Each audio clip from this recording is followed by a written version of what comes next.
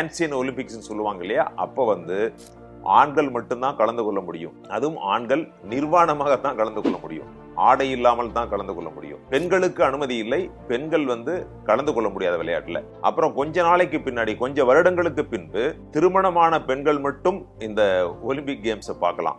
ஏன் வந்து நிர்வாணமா வந்து அந்த காலத்துல வந்து ஆடை இல்லாமல் இந்த மாதிரி போட்டிகள்ல கலந்துக்கிட்டாங்கன்னா, ஒண்ணு வந்து அந்த கிரீக்ஸ் என்ன நினைச்சாங்கன்னா, ஆடை இல்லாமல் இருப்பது வந்து ஒரு பெருமையா நினைச்சாங்க. இந்த மன்னர் குலத்தை சேர்ந்த இளைஞர்கள் எல்லாம் வந்து வீதியில் நடக்கிறப்ப ஆடை இல்லாம தான் அந்த காலத்தில் நடந்தாங்க. அது வந்து ஒரு மிகப்பெரிய காஸ்டியூம் அப்படின்னு நினைக்கிறாங்க, ஆடை இல்லாம போனது. முன்னாடி இந்த சேரியட் ரேஸ் எல்லாம் இருந்துச்சு அந்த கிரீக் நாட்டுல. அந்த சேரியட் ரேஸ்னுடைய ஓனர் வந்து பெண்களா இருந்தாங்க, ஆனா அதுல கலந்து கொள்ள முடியாது. இப்ப நம்ம வந்து ஒலிம்பிக்கை பத்தி பார்க்க போறோம். ஏன் இந்த சமயத்துல ஒலிம்பிக்? இப்போ வந்து ஒலிம்பிக் கேம்ஸ் வந்து பாரிஸ்ல நடந்துட்டு இருக்கு. இப்போ பாரிஸ்ல நடக்கிறதுக்கும் ஒலிம்பிக் ஆரம்பிச்சதுக்கும் ஒரு சம்பந்தம் இருக்கு. ஒலிம்பிக் கேம்ஸை பொறுத்தளவுல நிறைய ருசிகர சம்பவங்கள்லாம் இருக்கு. நான் அதை பத்தி சொல்ல போறேன். முதலாக இந்த ஒலிம்பிக் வந்து எங்க ஆரம்பிக்கப்பட்டதுன்னா, கிரேக்க நாட்டில் தான் ஆரம்பிக்கப்பட்டது. 776 பிசின்னு சொல்லுவோம், பிஃபோர் கிறிஸ்டியன் எரா. முதல்ல பிசின்னு சொல்லுவோம், இப்போ வந்து பிசிஇ சிஇ சர்க்கா எரா அப்படின்னு சொல்லுவோம். இந்த 776ல கிரேக்க நாட்டுல ஒரே ஒரு நாள் தான் முதல்ல நடந்தது போட்டி. அப்புறம் கொஞ்சம் கொஞ்சமா வந்து 4 நாட்கள் நடந்துச்சு, அப்புறம் வந்து 5 நாட்களா மாறிச்சு. இப்படியே படிப்படியாக வந்து கூடிக்கிட்டே வந்துச்சு. 776ல ஒரே ஒரு ஈவெண்ட் தான் அப்ப நடந்துச்சு. இப்ப நம்ம ஓட்டம் சொல்றது வந்து அப்ப வந்து ஃபுட் ரேஸ், காலால் ஓடக்கூடியதுனால ஃபுட் ரேஸ் அப்படின்னு வச்சாங்க. அந்த ஃபுட் ரேஸ் வந்து மொத்தம் 192 மீட்டர். அந்த ட்ராக்குக்கு பேர் வந்து ஸ்டேட். அந்த ஸ்டேட் அப்படிங்கிற அந்த பாதை இருக்கு இல்லையா, ஓடு பாதை, அந்த ட்ராக்ல போறப்போ எவ்வளவு வேகமா போறாங்க அப்படிங்கறத கணிச்சு அவங்களுக்கு வந்து பரிசு வழங்கினாங்க. இந்த ஸ்டேட், அந்த ட்ராக் வார்த்தையிலிருந்து தான் ஸ்டேடியம் அப்படிங்கிறது மாறிச்சு. இப்படி படிப்படியாக வந்தது. 760 பிசிஇல 5 ஈவெண்ட்ஸ் வந்துச்சு.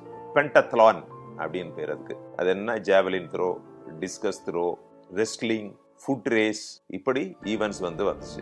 அப்ப இந்த மாதிரி ரெஸ்லிங் எல்லாம் பண்றப்ப இந்த மாதிரி கட்டுப்பாடுகள்லாம் கிடையாது. கண்ணை மட்டும் குத்தக்கூடாது, மற்றபடி கீழே விழுந்தா காலில் உதைக்கலாம், குத்தலாம், என்ன வேணாலும் பண்ணலாம். விதிகள் வந்து சரியா வந்து அப்பொழுது வரையறுக்கப்படல. இப்படி அந்த எவல்யூஷன், அந்த பரிணாம வளர்ச்சி வந்துட்டே இருந்தது. கிரீக்கர்களுடைய ஆதிக்கம் வந்து குறைஞ்சு போச்சு. அப்ப வந்து ரோமானியர்கள் படையெடுத்தார்கள். எப்பனா வந்து 2nd பிசிஇ, நம்முடைய சங்க காலம் இங்க நடந்துகிட்டு இருந்தப்போ அங்க வந்து ரோமர்கள் வந்து கிரேக்க நாட்டை படையெடுத்து கைப்பற்றிட்டாங்க. அந்த சமயத்துல இந்த ஒலிம்பிக் கேம்ஸ் வந்து இன்னும் கொஞ்சம் அதிக அளவுல கொண்டாடப்படுது. அப்புறம் வந்து கொஞ்சம் கொஞ்சமா வந்து இந்த ஒலிம்பிக்கினுடைய முக்கியத்துவம் குறையுது.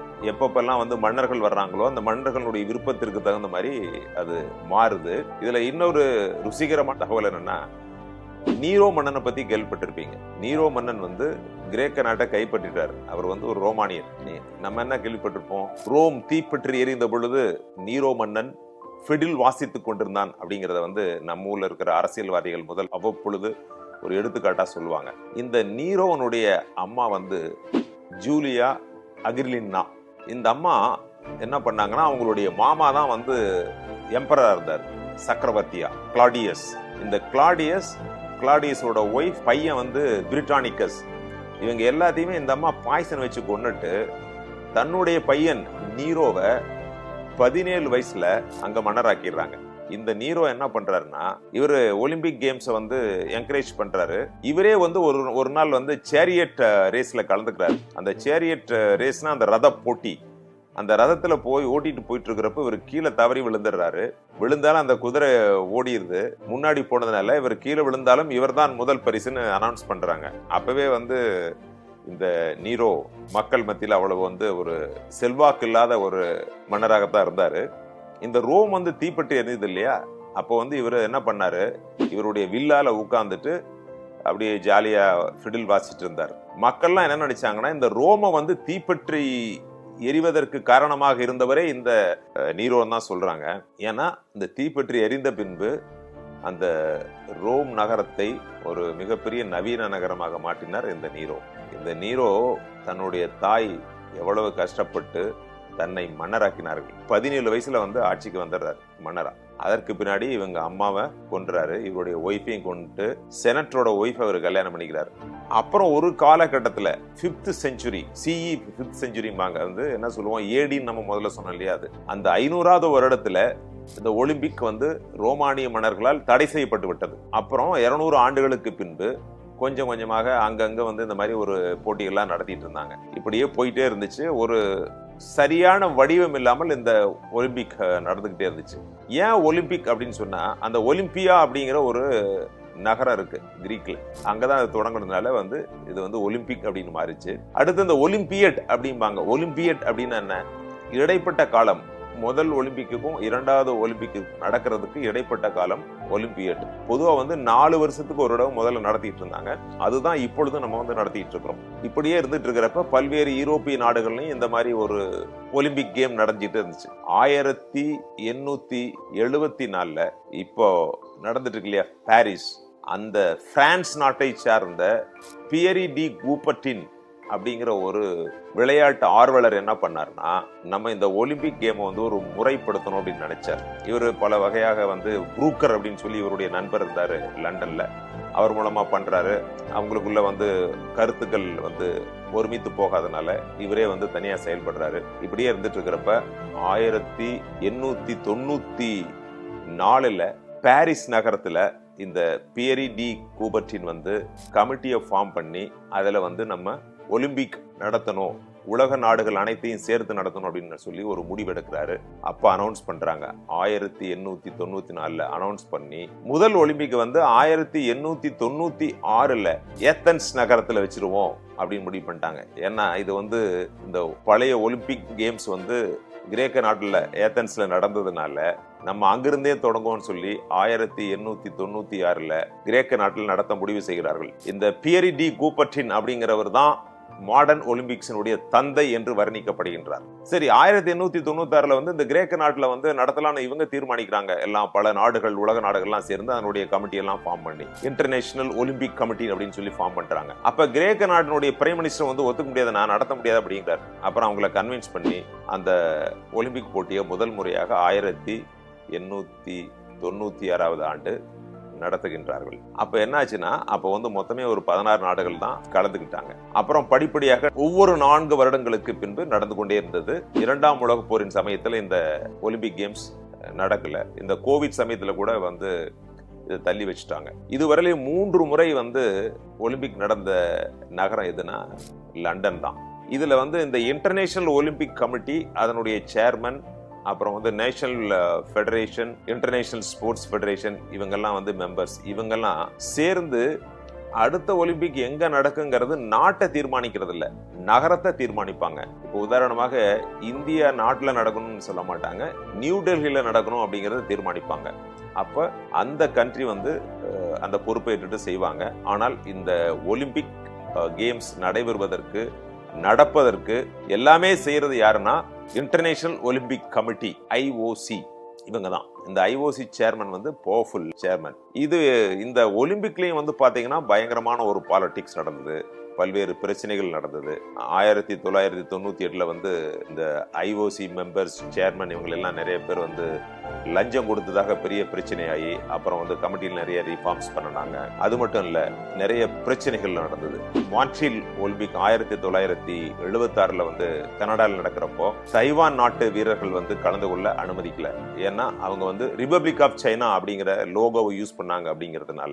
அதே மாதிரி இப்ப நடக்கிற ஒலிம்பிக்லயும் 2 நாடுகள் கலந்து கொள்ள அனுமதிக்கப்படவில்லை. ஒன்னு வந்து ரஷ்யா, பெலாரஸ் அப்படிங்கிற நாடு. இந்த 2 நாடுகளும் இப்பொழுது இன்டர்நேஷனல் ஒலிம்பிக் கமிட்டியால் தடை செய்யப்பட்டு விட்டன. ஏனென்றால் உக்ரைன் நாட்டை படையெடுத்த காரணத்தினால இப்போ அவங்க கலந்து கொள்ளக்கூடாதுன்னு சொல்லிட்டாங்க. சரி, இப்போ வந்து இதுல ஊக்க மருந்துகள் பயன்படுத்துற விவகாரமும் இதுல இருந்துச்சு. முதலாக 1960 டேனிஷ் சைக்கிளிஸ்ட் வந்து சைக்கிள் ஓடிக்கிட்டு இருக்கப்ப இறந்து போயிட்டார். அப்புறம் தான் வந்து தெரிஞ்சது, அந்த கோச் வந்து என்ன பண்ணான்னா இவருக்கு வந்து ஆம்பிட்டமைன் அப்படிங்கிற ஊக்க மருந்தை கொடுத்ததுனாலதான் இறந்து போயிட்டாருன்னு வந்துச்சு. அடுத்து 1966 பியர் அடிச்சுட்டு ஒருத்தர் வந்து போட்டியில கலந்துட்டார், அவரை தடை செஞ்சிட்டாங்க. அதுக்கு பின்னாடி 1988 உங்களுக்கு எல்லாம் தெரிஞ்சிருக்கும், பென் ஜான்சன். அவர் வந்து பறக்கும் மனிதன் அப்படின்னு சொன்னாங்க. அவர் கடைசியில பார்த்தா அவர் ஒரு ஊக்க மருந்து ஸ்டெனோசோலால் அப்படிங்கிற ஊக்க மருந்தை எடுத்துட்டு இருந்திருக்காரு. அதனாலதான் அவர் வந்து 100 மீட்டர் வந்து அதிவேகமா 6.6 செகண்ட் நினைக்கிறேன் அதுக்குள்ள கடந்துட்டார். இப்படி வந்து பல கான்ட்ரோவர்சிஸ் வந்துச்சு. அப்புறம் மியூனிக் ஒலிம்பிக்ல வந்து பாத்தீங்கன்னா டெரரிஸ்ட் அட்டாக், இஸ்ரேல் விளையாட்டு வீரர்களை வந்து கொன்னுட்டாங்க. இப்படி பல்வேறு கான்ட்ரோவர்சி. அப்புறம் 1980 வந்து மாஸ்கோல ஒலிம்பிக் நடந்துச்சு. அதுல வந்து அமெரிக்கா கலந்து கொள்ள. ஏன்னு கேட்டா ஆப்கானிஸ்தான்ல நீ வந்து நுழைஞ்சிட்ட, அங்க வந்து உன்னுடைய படைகள்லாம் அனுப்பிச்சு அந்த நாட்டோட சண்டை போட்டுக்கிட்டு. அதே மாதிரி 1984 லாஸ் ஏஞ்சலஸ்ல நடந்த ஒலிம்பிக்ல ரஷ்யா கலந்துக்கல. பெய்ஜிங்ல வந்து நடந்த ஒலிம்பிக் போட்டியில தான் எல்லா நாடுகளும் கலந்து கொண்டன. 206 நாடுகள் கலந்து கொண்டன. இப்ப பாத்தீங்கன்னா இப்ப நடக்கிற பாரிஸ்ல வந்து 204 நாடுகள் தான் கலந்துருக்கு. கிட்டத்தட்ட வந்து ஒரு 11,000 வீரர்கள் கலந்து கொண்டிருக்காங்க. இந்த ஒலிம்பிக்ல எத்தனை ஈவென்ட்ஸ் இருக்கு அப்படின்னு கேட்டீங்கன்னா, ஸ்போர்ட்ஸ்ல ஒரு 40 இருக்கும். மத்த ஈவென்ட்ஸ் வந்து ஒரு 448 அளவுக்கு இருக்கு. இது வருடங்கள் மாறிக்கொண்டே இருக்கும். இதனுடைய மெடல்ஸ் வந்து மொத்தம் 3 மெடல்.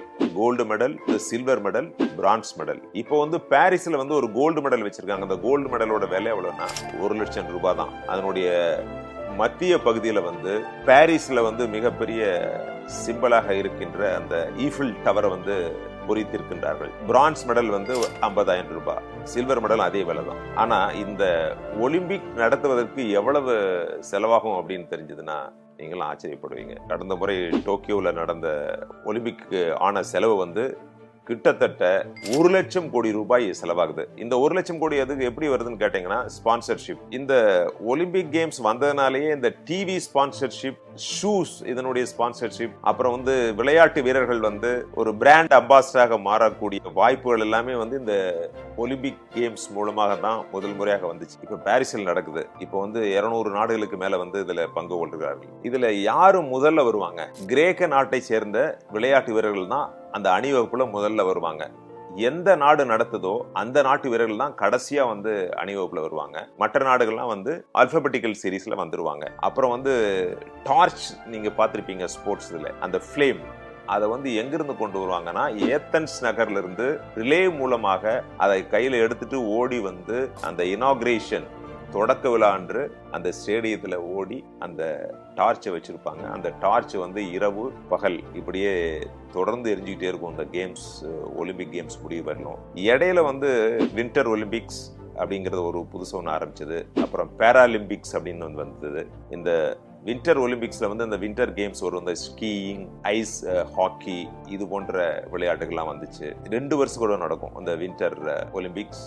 இது எல்லாமே பாத்தீங்கன்னா அந்த ஒலிம்பியட் அப்படிங்கிற அந்த 4 இயர்ஸ் டூரேஷனுக்குள்ள வின்டர் ஒலிம்பிக்ஸ், சம்மர் ஒலிம்பிக்ஸ் இது ரெண்டுமே நடக்கும். இப்ப நடக்கிறது வந்து சம்மர் ஒலிம்பிக்ஸ் தான். இந்த ஒலிம்பிக் விளையாட்டிற்காக 1 லட்சம் கோடி ரூபாய் செலவு செய்யப்படுகின்றது. இதனுடைய மோட்டோ என்ன தெரியுமா? சிட்டியஸ், அல்டியஸ், ஃபோர்டியஸ், ஃபாஸ்டர், ஹையர் அண்ட் ஸ்ட்ராங்கர். இந்த மோட்டோவிலே ஒரு கான்ட்ரோவர்சி வந்துச்சு. ஹையர் அப்படின்னா என்ன? ஊக்க மருந்துகள் உபயோகப்படுத்துறதா அப்படின்னு சொல்லிட்டு. அதே போல இதனுடைய கொடி வந்து மொத்தம் 5 ரிங் இருக்கும். வந்து blue, yellow, green, black and red. இந்த 5 கலர்களும் அந்த ரிங்ல இருக்கும். ஒவ்வொரு ரிங்கும் பின்னி பிணைந்து இருக்கும். இது எதுக்காகனா இந்த 5 ரிங்ஸும் வந்து 5 கண்டங்களை குறிக்கின்றது. 5 கான்டினென்ட்ஸ். ஆப்பிரிக்கா, அமெரிக்காவும் ரெண்டையும் ஒரு கான்டினென்ட்டை எடுத்துக்கிட்டு 5 ரிங்ஸ் வச்சிருக்காங்க. இதுதான் அந்த ஒலிம்பிக் கொடியினுடைய பின்னணி. ஒயிட் பேக்ரவுண்ட்ல இருக்கும்.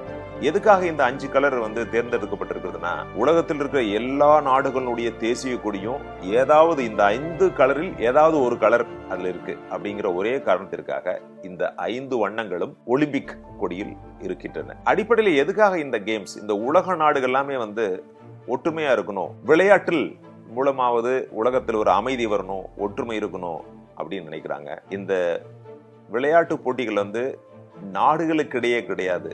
இந்த விளையாட்டு போட்டிகள் வீரர்களுக்கிடையே நடக்கின்ற போட்டிகள் அப்படின்னு சொல்லித்தான் அந்த ஒலிம்பிக் கமிட்டி சொல்லுது. அந்த விளையாட்டு களத்திலே நாம் எப்படி ஒரு ஸ்போர்ட்ஸ்மேன் ஸ்பிரிட்டோடு விளையாடுகின்றோமோ அது போன்று நம்முடைய சமுதாயம் அமைதியாக இருக்க வேண்டும் என்பதுதான் இந்த ஒலிம்பிக் கேம்ஸ் நமக்கு சொல்கின்ற செய்தி.